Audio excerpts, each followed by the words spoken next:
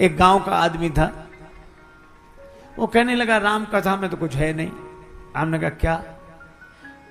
कहा एक राम रहे एक रावन्ना, एक छत्री एक बामन्ना, बिन्ने बिन की नारी हरी तो बिन्ने बिन की नाश करी, तनक बात की बातन्ना, तुलसी लिख दो पोथन्ना।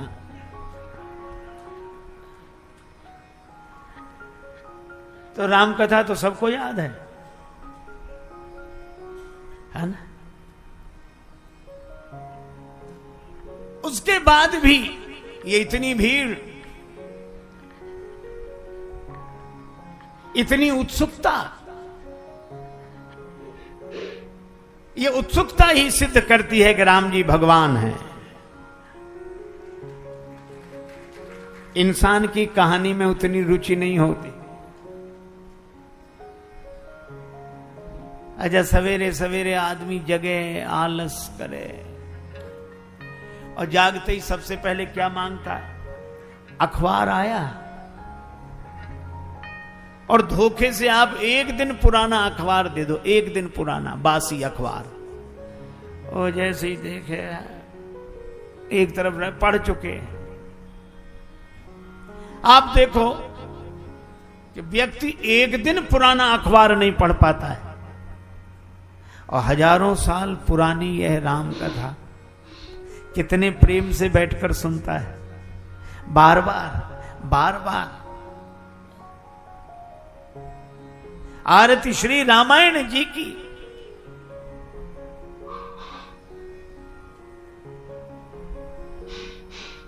यह भगवान के अस्तित्व की निराली महिमा है। एक सज्जन हमसे कहने लगे कि श्री कृष्ण भगवान को आप भगवान मानते हैं? हमने कहा मानने का क्या सवाल, वो भगवान हैं। कृष्णस्तु भगवान स्वयं। अब बोले आपको लगते होंगे, हमें तो अच्छे आदमी भी नहीं लगते। हमने कहा क्यों नहीं लगते? बोले माखन चुराना, चीर चुराना ये अच्छे आदमी के लक्षण है। तो हमने कहा कि जिस ग्रंथ में आपने ये चीर चोरी, माखन चोरी सुनी है, उसी ग्रंथ में यह भी वर्णन है कि वो कालिए नाग के फणों पर नृत्य किया उन्होंने, और इस उंगली पर गोवर्धन पर्वत उठाया। बोले ये झूठी बात है। तो हमने कहा एक काम करो, फिर माखन चोरी चीर चोरी को भी आप झूठी ही समझो, सिर दर्द नहीं रहेगा तुम्हें भी। तो बोले नहीं ये तो सही है। अब क्या दिमाग है देखो, या तो पूरी कथा सही मानो या पूरी कथा गलत मानो। कहने लगे नहीं वो सही है। हमने कहा तो सुनो, मान लो भगवान कृष्ण ने इस तरह की लीलाएं की, तो भी उनके स्वयं का गायन करने के लिए श्रीमद् भागवत जैसा ग्रंथ भगवान वेद व्यास जी ने लिखा, और श्री सुखदेव जी जैसे अमलात्मा परमहंस महापुरुष ने कथा कही, महाराज परीक्षित जैसे वैराग्यवान ने कथा सुनी, श्रीमद् भागवत बने, अनेकों का उद्धार हो रहा है आज तक। हमने कहा भगवान कृष्ण की लीलाओं को अगर तुम साधारण आदमी के कृत्य समझते हो, तो जरा मिठाई की दुकान पे से 4 लड्डू ही चुरा कर भागना, कोई माता स्नान कर रही हो कपड़े लेके भागना। तो हमने कहा उनकी तो बनी थी भागवत, तुमसे तो कहा जाएगा भाग मत। पहले तो वहीं भागवत बन जाएगी, फिर वहां ले जाएंगे जहां भागवत बनती है। इसलिए महापुरुष संत जन हमें यह ज्ञान देते हैं कि भगवान भगवान है। युगों पुरानी बात आज भी उतनी ही प्रिय लगती है, बड़ा मन होता है बार बार सुने, बार बार सुने, बार बार सुने।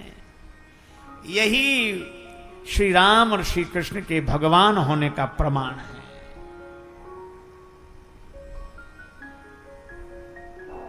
देखो भगवान सुंदर हैं, भगवान सुंदर हैं, लेकिन हर एक सुंदर व्यक्ति भगवान नहीं है।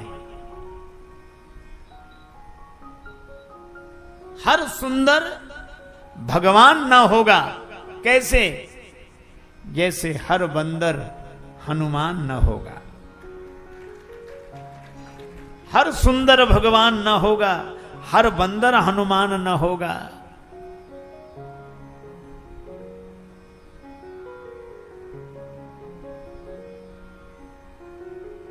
गंगा जी नदी के रूप में दिखाई देती हैं, पर वे नदी ही नहीं है। नर्मदा जी नदी के रूप में दिखाई देती हैं, पर वे नदी ही नहीं है।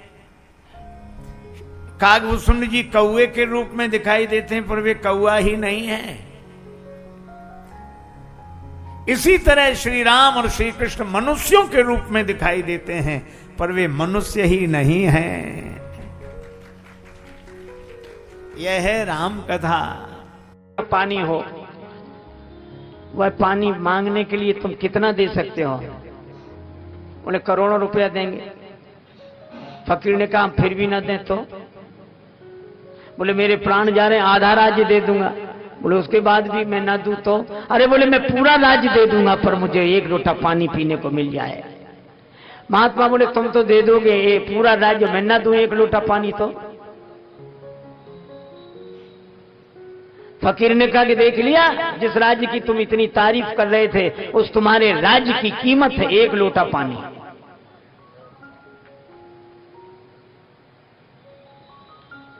फकीर से बादशाह ने कहा हमें कुछ दे दो। बोले तुम्हें क्या दे दें? अच्छा तो हमसे कुछ मांग लो। फकीर ने कहा कुछ नहीं चाहिए, तुम सामने बीच में जो खड़े हो तो सूरज की रोशनी और धूप मिलनी बंद हो गई है, तुम एक तरफ हट जाओ ताकि ऊपर वाले से सीधा हमारा संबंध हो जाए। तुम्हारे बीच में आने से ऊपर वाले की रोशनी मिलनी बंद हो गई, तुम एक तरफ हट जाओ। उसके हमारे बीच में तुम काहे को? हम उसी के कारण शहंशाह हैं।